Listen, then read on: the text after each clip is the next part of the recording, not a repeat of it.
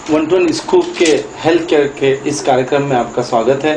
दर्शकों, आज हमारे बीच एक ऐसे शख्स मौजूद है जिन्होंने ऑर्थोपेडिक सर्जन मोहम्मद फैज़ान, इनका आपका हमारे स्टूडियो में स्वागत है।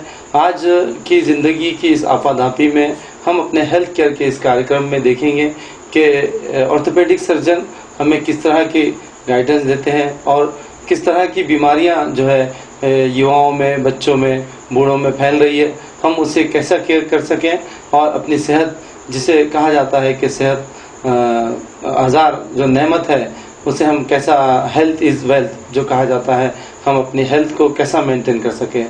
फैज़ान, आपका हमारे स्टूडियो में स्वागत है। धन्यवाद जी। फैज़ान, लता मंगेशकर कॉलेज, मेडिकल कॉलेज में आप असिस्टेंट प्रोफेसर हैं और एक ऑर्थोपेडिक सर्जन हैं। आइए हम उनसे बात करते हैं। फैज़ान, जो बीमारियां हैं, हड्डियों से जुड़ी हुई बीमारियां जो हैं, उसमें सबसे ज़्यादा कॉमन बीमारी आप की अपनी प्रैक्टिस में क्या मिलती है आपको? आमतौर पर जितने ऑर्थोपेडिक सर्जन प्रैक्टिस कर रहे हैं, सबसे ज़्यादा जो पेशेंट्स में हमको बीमारी पाई जाती है उसे हम एक ग्रुप में क्लब कर सकते हैं, जिसे हम स्पॉन्डिलोसिस कहते हैं जी। और ये गर्दन से रिलेटेड हो तो हम उसको सर्वाइकल स्पॉन्डिलोसिस कहते हैं जी। कमर से रिलेटेड हो तो लंबर स्पॉन्डिलोसिस कहते हैं जी। कई इंसानों में दोनों तरीके का सर्वाइकल और लंबर दोनों स्पॉन्डिलोसिस पाया जाता है। स्पॉन्डिलोसिस हम बोलते हैं तो ये एक जनरल टर्म हो गया जी। इसमें स्पेसिफिक डायग्नोसिस भी आते हैं, जिसे स्पष्ट निदान कह सकते हैं हम। जी। जैसे कि प्रोलैप्स इंटरवर्टेब्रल डिस्क, यानी मनकों के बीच की गादी सरकना, स्लिप डिस्क भी जिसे कहा जाता है जी। देन लंबर कैनाल स्टेनोसिस, जो मनके के बीच में से स्पाइनल कॉर्ड जाता है, उस पर अगर दबाव आए तो उसको लंबर कैनाल स्टेनोसिस कहते हैं। अगर गर्दन की नस पे दबाव आ रहा है उसे सर्वाइकल माइलोपैथी कहते हैं जी। तो माइलोपैथी या इस टाइप का कंडीशन।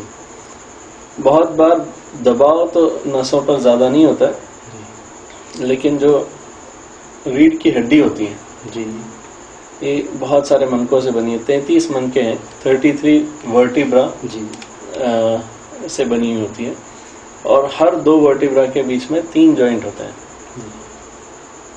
तो आप इमेजिन कर सकते हैं कि इसमें कितने जॉइंट्स होंगे। तकरीबन 100 से ज़्यादा जॉइंट्स हैं रीढ़ की हड्डी में, और उतनी आजू बाजू में मसल्स हैं। तो इतने मसल्स और इतने जॉइंट्स का एक बैलेंस चलता है। जब कभी ये बैलेंस बिगड़ जाए तो भी ये जॉइंट्स पे लोड ज़्यादा आने लगता है और इसका दर्द हमें महसूस होता है। जी। बैलेंस बिगड़ने की आपने बात की, तो ये एक्सीडेंट्स में बिगड़ती है, जो मेजर एक्सीडेंट्स होते हैं उसमें, या फिर उम्र के साथ साथ इसका कोई असर पड़ता है?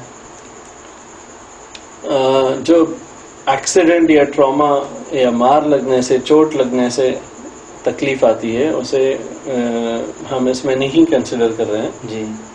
उसे हम स्प्रेन या मोच या फिर फ्रैक्चर इस टाइप के वर्ड्स यूज करेंगे जी। ट्रॉमा आज हमारा कहना उद्देश्य नहीं है, वो आपके हाथ में भी नहीं है जी। एक्सीडेंट्स होना तो आपके कंट्रोल में नहीं है, किसी के कंट्रोल में नहीं है। बट कुछ चीज़ें ऐसी है जो आपके कंट्रोल में है, जो आज की लाइफस्टाइल बन गई है। जैसे पहले के ज़माने में हम किसी को नहीं पाया जाता था कि इसको रीढ़ की हड्डी का मसला हुआ, ऑपरेशन हुआ वगैरह वगैरह। उनकी लाइफस्टाइल ही थी चलना फिरना और एक्टिविटी करना जी। आज के बचपन से ही तकरीबन हर बच्चा, बिकॉज वो कंप्यूटर लिटरेट होना चाहिए, कंप्यूटर से लग जाता है, कंप्यूटर या लैपटॉप का यूज करने लगता है। मोबाइल यूनिवर्सल हो गया है, बच्चा हो या बड़ा हो या बूढ़ा हो, जो कोई भी हो, हर के पास मोबाइल है। तो उसका इस्तेमाल जो चल रहा है, इसमें गर्दन पे, कमर पे बैड पोस्चर्स जो यूज होते हैं जी। उसके वजह से स्ट्रेन आता है, प्रेशर आता है, और एबनॉर्मल मैकेनिक्स जब रीढ़ की हड्डी पर एक्ट करते हैं तो उसमें जाहिर सी बात है कि वो रीढ़ की हड्डी आपको तकलीफ देगी या अपना सिम्टम प्रोड्यूस करेगी। सिम्टम्स की आपने बात की, तो इसमें स्पॉन्डिलोसिस में खास तौर से किस तरह के सिम्टम्स होते हैं कि पेशेंट ये समझे कि मैं इस तरह की बीमारी से ग्रस्त हूँ और मुझे डॉक्टर से कांटेक्ट करना चाहिए? ज़्यादातर ये सिम्टम्स जो हैं कुछ प्रोफेशन से रिलेटेड है। आमतौर पर टीचर्स जो टीचिंग प्रोफेशन में होते हैं, क्योंकि उनको भी गर्दन के पोस्चर्स इस तरीके के इस्तेमाल करने होते हैं कि जिसमें गर्दन में या कमर का स्ट्रेन आता हो। दूसरा, जो कंप्यूटर जॉब पे कंटिन्यूसली कंप्यूटर के सामने बैठे हैं सुबह से लेकर शाम तक, स्पेशली इंजीनियर्स बोलिए या क्लरिकल आईटी इंडस्ट्रीज में पूरा सॉफ्टवेयर में कंप्यूटर पे कंटिन्यूसली बैठे हैं, उनको वक्त का ख्याल भी नहीं होता है और 2-3 घंटे ऐसे ही गुजर जाते हैं। कुछ ड्राइवर्स हैं जो लॉन्ग डिस्टेंस ड्राइवर्स होते हैं, इनमें ये सब तकलीफें पाई जाती है। तो इसकी तकलीफ क्या महसूस होगी? गर्दन का दर्द, अकड़न, कमर का दर्द, अकड़न, और जहाँ गर्दन की बात होती है तो वहाँ से नसें हाथों में आती है, तो गर्दन का दर्द हाथों में भी फैलता हुआ नजर आता है। किसी के एक हाथ में दर्द होगा, किसी के दूसरे हाथ में दर्द होगा, और ये दर्द जरूरी नहीं है कि कोई एक पर्टिकुलर पॉइंट पे हो, ये कहीं भी हो सकता है। इसी तरीके से कमर का दर्द भी पैर तक के फैल के आता है, कभी एक पैर में कभी दोनों पैर में, और कभी ये घुटने में दर्द महसूस होगा, कभी एड़ी में दर्द महसूस होगा, कभी पैरों की उंगलियों में या हाथों की उंगलियों में ही दर्द महसूस होगा। हालांकि वहाँ कोई प्रॉब्लम नहीं है, वहाँ कोई बीमारी नहीं है, लेकिन वहाँ दर्द महसूस हो रहा है और वो दर्द एक्चुअल स्टार्ट हो रहा है कमर से या गर्दन से, जो स्पॉन्डिलोसिस का पेन है। कभी कभी ऐसा हो सकता है कि कमर और गर्दन में कोई दर्द ही ना हो, लेकिन एड़ी में, घुटने में बहुत दर्द हो, और वो भी गर्दन या कमर से स्टार्ट हो रहा हो।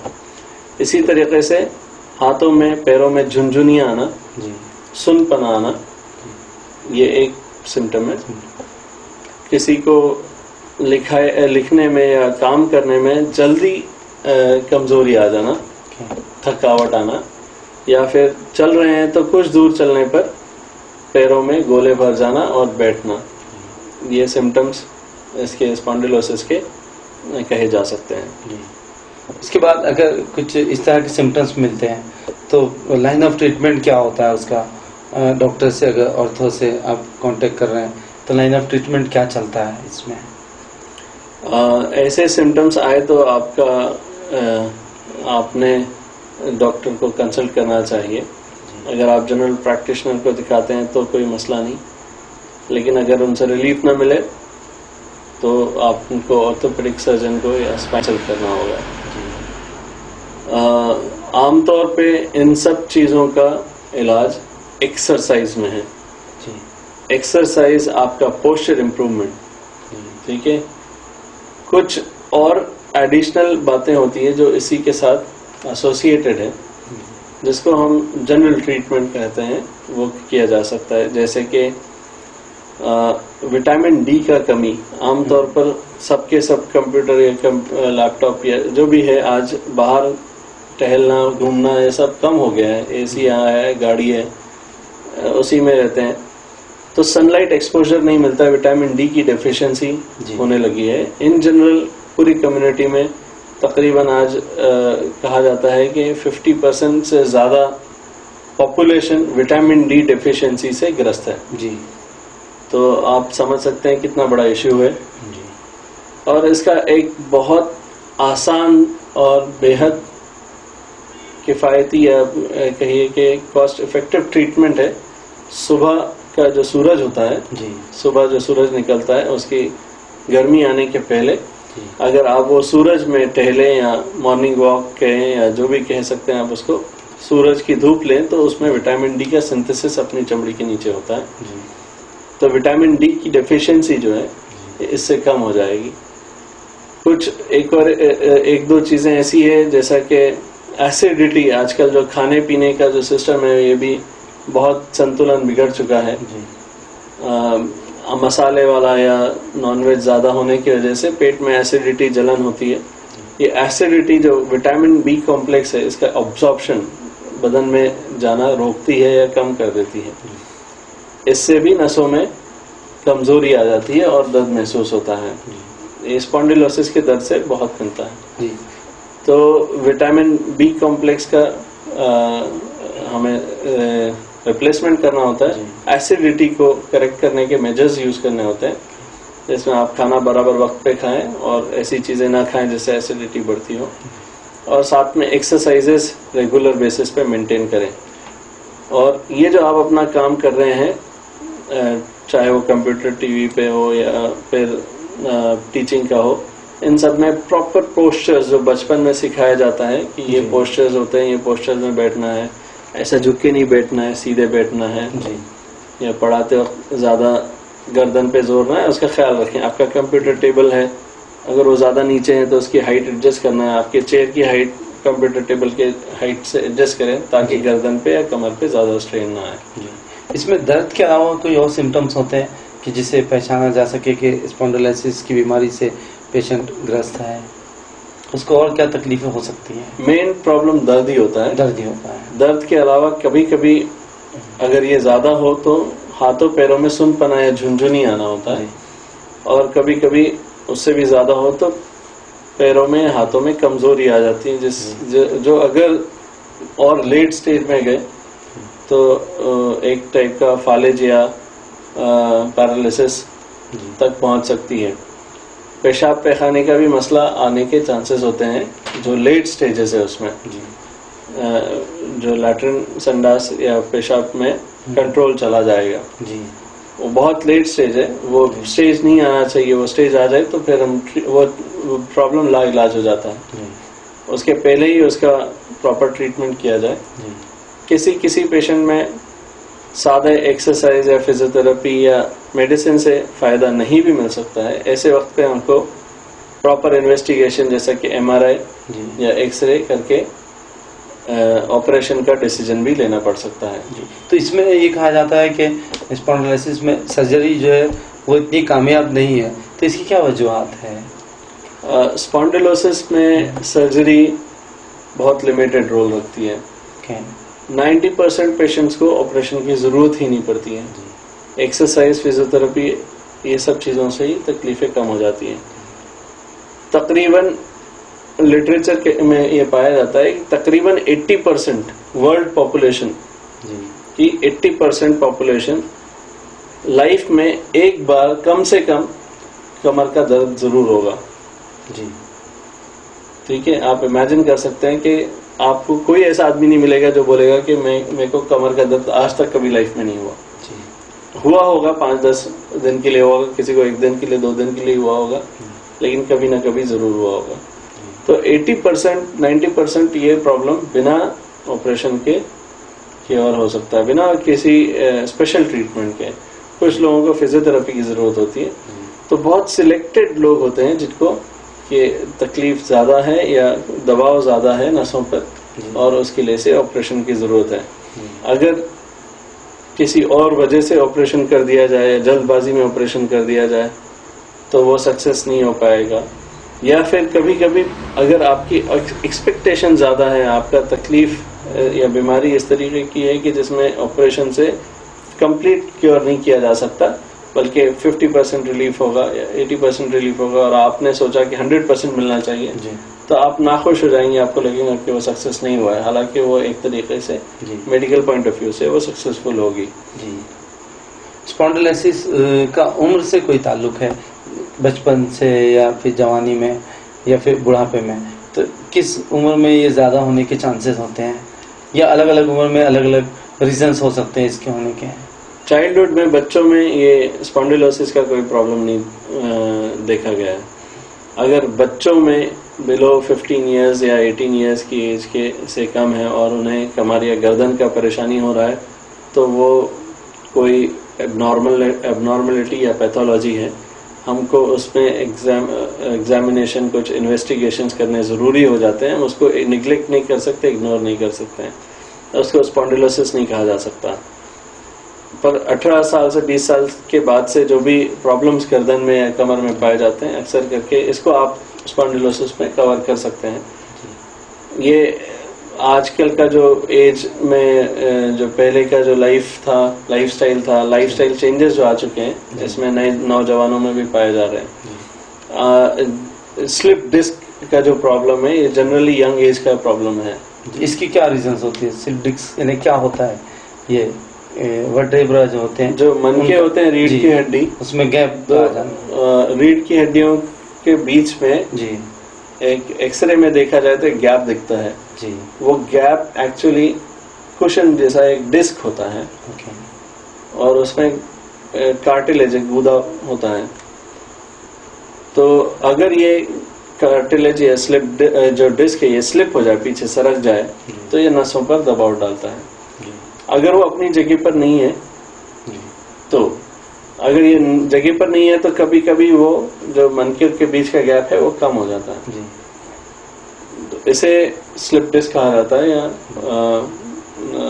प्रोलैप्स इंटरवर्टेब्रल डिस्क हमारी मेडिकल टर्मिनोलॉजी में कहा जाता है।